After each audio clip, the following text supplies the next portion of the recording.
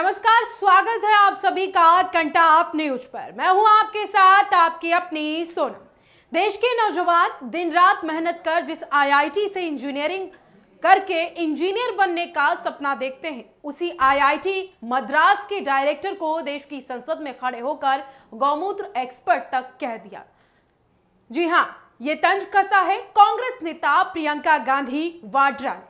जिस शख्स ने भारत को अपना पहला स्वदेशी माइक्रो प्रोसेसर शक्ति दी, जिसने मुल्क को सेमीकंडक्टर की दुनिया में एक नया हौसला दिया, जो नेशनल सिक्योरिटी एडवाइजरी बोर्ड में रहकर मुल्क की हिफाजत के लिए साइबर सिक्योरिटी की नीतियां बनाता है, उसे प्रियंका गांधी की नजर में सिर्फ नीचा दिखाने के लिए एक सियासी जुमले में समेट दिया गया।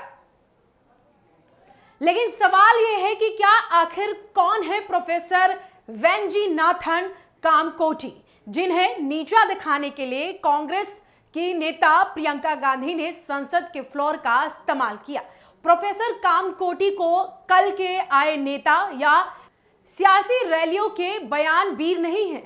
वो कंप्यूटर साइंस की दुनिया के वो दिग्गज हैं जिनकी डिग्रियां और कामयाबियां एक अलग रुतबा कायम कर चुकी हैं। शायद उनका वजन मापना कांग्रेस के बस की बात नहीं। आईआईटी मद्रास से ही एमएस और पीएचडी करने वाले प्रोफेसर कामकोटी पिछले कई सालों से देश के सबसे बेहतरीन इंजीनियरिंग इंस्टीट्यूट का नेतृत्व कर रहे हैं। वहीं आईआईटी मद्रास, जो देश की NIRF रैंकिंग में लगातार सालों से नंबर 1 पर काबिज है, जब देश की परीक्षा सुधारों के लिए एक मजबूत हाई पावर्ड कमेटी का गठन हुआ, उसमें नंदन नीलकेणी के साथ प्रोफेसर कामकोटी को जिम्मेदारी सौंपी जाती है, तो प्रियंका गांधी को उसमें काबिलियत के बजाय सियासी गंदगी दिखाई देने लगती है। प्रियंका गांधी ने संसद में दावा किया कि जो इंसान इस कमेटी में बैठा है वो तो गौमूत्र का माहिर है। मगर सच क्या है? प्रोफेसर कामकोटी ने सिर्फ इतना कहा था कि हमारी देसी नस्ल की गायों और उनके अर्क पर जो रिसर्च हुई है उसे वैज्ञानिक नजरिए से देखा जाना चाहिए।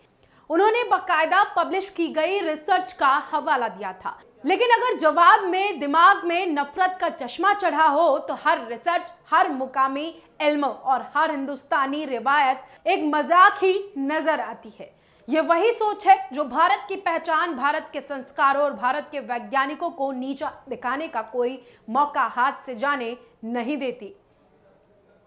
सोचिए, जिस इंसान ने भारत के बैंकिंग सिस्टम को साइबर हमलों से बचाने के लिए रिजर्व बैंक ऑफ इंडिया और नेशनल स्टॉक एक्सचेंज की टेक कमेटियों में रात दिन एक कर दिया, जिस इंसान को DRDO का एकेडमिक एक्सेलेंस अवार्ड और Abdul Kalam technology innovation fellowship मिली हो, उस इंसान की काबिलियत को प्रियंका गांधी एक झटके में खारिज कर देती हैं। लेकिन क्या कभी किसी ने प्रियंका गांधी और उनके भाई राहुल गांधी की अपनी शैक्षणिक सलाहियत पर सवाल उठाया है? तो चलिए आज जरा तौलते हैं कि एक तरफ मुल्क का वो वैज्ञानिक खड़ा है जिसके पास 150 से ज्यादा इंटरनेशनल रिसर्च पेपर्स का रिकॉर्ड है, और दूसरी तरफ वो सियासी घराना जिसने बिना किसी मेहनत के सिर्फ सरनेम के दम पर मुल्क की राजनीति पर कब्जा जमाने की कोशिश की है। प्रियंका गांधी की अपनी पढ़ाई की अगर बात करें तो उन्होंने दिल्ली के जीसस एंड मैरी कॉलेज से और उसके बाद बुद्ध पेज स्टडीज यानी बौद्ध अध्ययन में मास्टर्स की डिग्री ली है। अब जरा सोचे, जिसने पूरी जिंदगी सिर्फ साइकोलॉजी और बुद्धिस्ट स्टडीज की किताबों में गुजारी हो, जिसे कंप्यूटर आर्किटेक्चर, सेमीकंडक्टर या BLSI डिजाइन की ABCD भी ना मालूम हो, वो मुल्क के टॉप कंप्यूटर साइंटिस्ट को ज्ञान बांट रही है। जिन लोगों ने अपनी जिंदगी में कभी एक भी असली रिसर्च पेपर नहीं लिखा, वो उस शख्स पर हंस रहे हैं जिसने 50 से ज्यादा नेशनल और इंटरनेशनल प्रोजेक्ट्स को लीड किया है। वहीं अगर उनके भाई राहुल गांधी की बात करें तो उनका भी सफर कुछ ऐसा ही रहा। सेंट स्टीफन से शुरुआत की, फिर अमेरिका के रोलिंस कॉलेज गए और बाद में कैम्ब्रिज से डेवलपमेंट स्टडीज में MPhil किया। डेवलपमेंट स्टडीज और साइकोलॉजी जैसे सब्जेक्ट्स पढ़ना कोई गुनाह नहीं, मगर इन सब्जेक्ट्स को पढ़कर खुद को इस काबिल समझ लेना कि आप देश के सबसे बड़े टेक्नोलॉजी एक्सपर्ट्स का मजाक उड़ा सके, ये सिर्फ और सिर्फ सियासी घमंड का सबूत है। ये वही घमंड है जो ये मानता है कि एक खास खानदान में पैदा होने वाला हर शख्स अक्ल का खजाना होता है और मुल्क के वैज्ञानिक उनके सामने महज एक मोहरे हैं। प्रियंका गांधी का यह बयान सिर्फ प्रोफेसर कामकोटी पर हमला नहीं, ये असल में उस हर नौजवान के सपने पर तंज है जो दिन रात पढ़ाई करके किसी आईआईटी में पहुंचता है। यह उस हर हिंदुस्तानी रिसर्च स्कॉलर की तौहीन है जो भारत को टेक्नोलॉजी के मैदान में सुपर पावर बनाना चाहता है। प्रियंका गांधी ने साबित कर दिया कि उनकी पार्टी और उनकी सोच आज भी उसी औपनिवेशिक दौर में जी रही है जहां भारतीय इल्म, भारतीय पहचान और भारतीय वैज्ञानिकों को हेय दृष्टि से देखा जाता है। जब जब भारत आत्मनिर्भर बनने की तरफ कदम बढ़ाता है, जब जब भारत अपनी तकनीकी खुद तैयार करता है, तब तब इस देश के कुछ खास सियासी घराने को तकलीफ जरूर होती है। जब प्रोफेसर कामकोटी के नेतृत्व में एक प्रोसेसर बनकर तैयार हुआ तो भारत विदेशी चिप्स की मोहताजी से बाहर निकलने की राह पर बढ़ा। मगर अफसोस की बात तो यह है कि प्रियंका गांधी को स्वदेशी शक्ति की ताकत कभी समझ ही नहीं आई।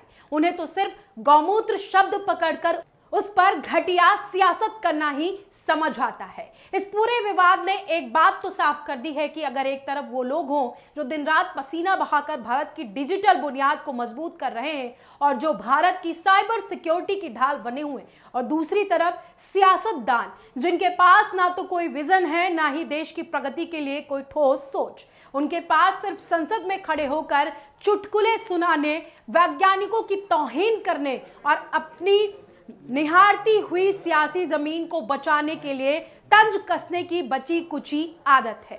ऐसे में सवाल अब यह है कि आखिर प्रियंका गांधी को भारत की परंपराओं और भारतीय रिसर्च से इतनी चिढ़ क्यों है, नफरत क्यों है? क्या भारत का कोई वैज्ञानिक अगर अपनी मिट्टी, अपनी परंपरा और अपनी पुरानी रिसर्च के बारे में बात कर दे तो वो अचानक लाल पीली क्यों पड़ जाती है और हर कोई उनको उनके नजरिए से अनपढ़ और जाहिल क्यों दिखता है?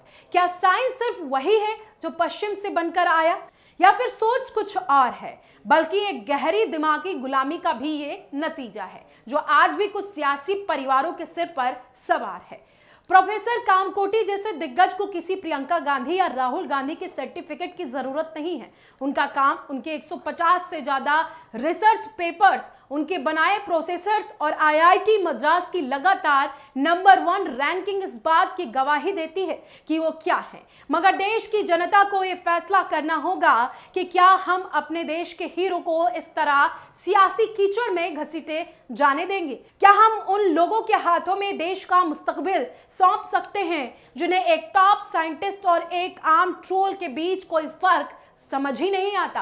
प्रियंका गांधी ने संसद में जिस हल्की शब्दावली का इस्तेमाल किया, उसने उनकी अपनी सियासी और दिमागी सतह को बेपर्दा कर दिया है। देश के नौजवान, देश के स्टूडेंट्स और देश के वैज्ञानिक इस अपमान को देख भी रहे हैं और समझ भी रहे।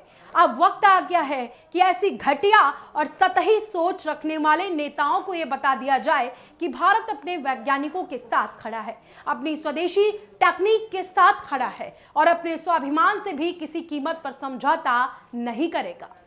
फिलहाल अभी के लिए इस खबर में इतना ही। आगे इसी तरह की तमाम राजनीतिक खबरों को देखने के लिए आप हमारे चैनल कंटाप न्यूज के साथ जुड़े रहिए। फिलहाल मुझे दीजिए इजाजत। नमस्कार।